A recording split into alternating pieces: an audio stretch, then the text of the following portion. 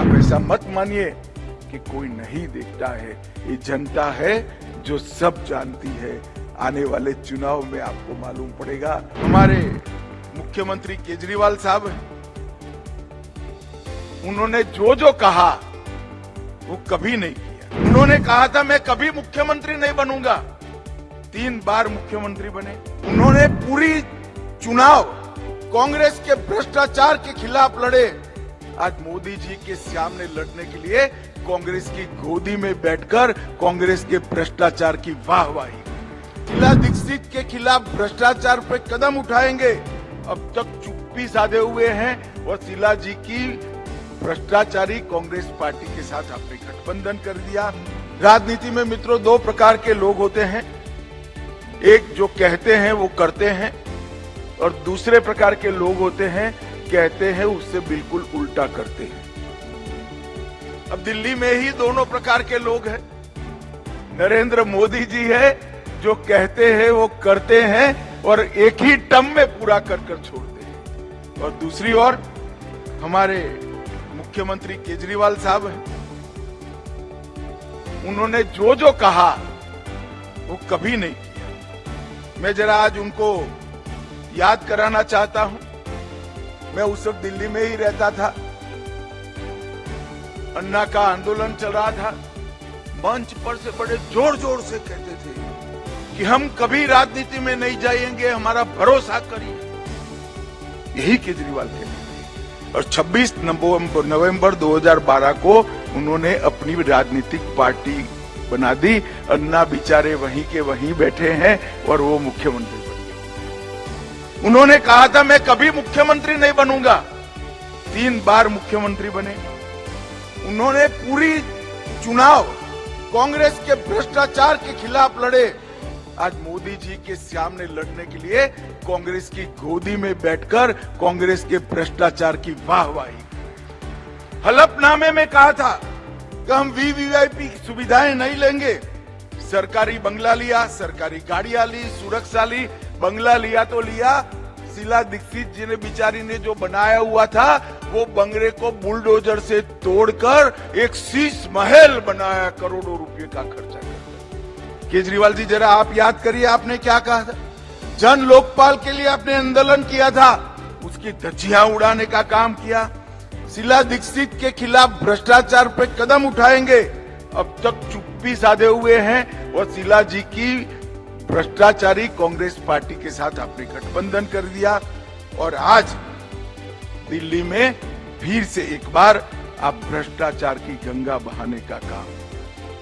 मित्रों, इनकी ये जो एनजीओ से मुख्यमंत्री तक की सफर है वो केवल और केवल वादा खिलाफी, झूठ बोलना, बार बार बोलना और सार्वजनिक रूप से झूठ बोलने से भरी हुई सफर है। और उनके भ्रष्टाचार के लिए भी आज कांग्रेस पार्टी के भ्रष्टाचार की हम बात करते हैं।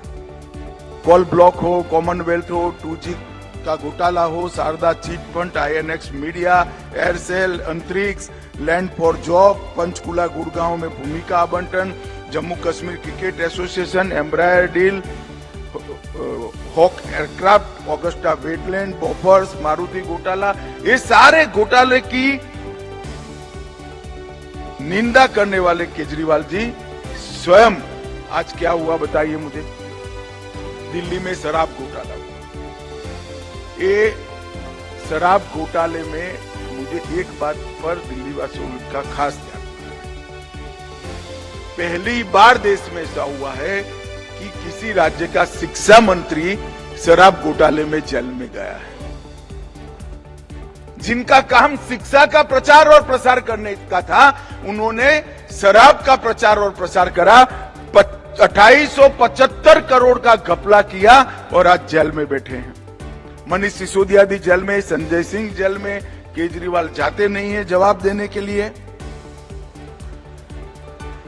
दिल्ली जल बोर्ड 78,000 करोड़ का घोटाला, बंगला घोटाला 125 करोड़ का और शीश महल के रिपेयरिंग में 9 करोड़ का घोटाला, क्लासरूम घोटाला लगभग बने ही नहीं और 5,000 करोड़ का हेरफेर है। मोहल्ला क्लिनिक के नाम पर घोटाला किया, नकली दवाई के वितरण पर घोटाला किया, लेबोरेटरी के टेस्ट में घोटाला किया, सार्वजनिक वाहनों में लगाने वाले पैनिक बटन में घोटाला किया, बस खरीदी की योजना में घोटाला किया, और ये कहते हैं कि हम कट्टर ईमानदार व्यक्ति हैं। अब किसी पहले दूसरी कक्षा के शिक्षक को कट्टर ईमानदार की व्याख्या समझाते दिक्कत आ जाए, ऐसा केजरीवाल जी आपने कर दिया है।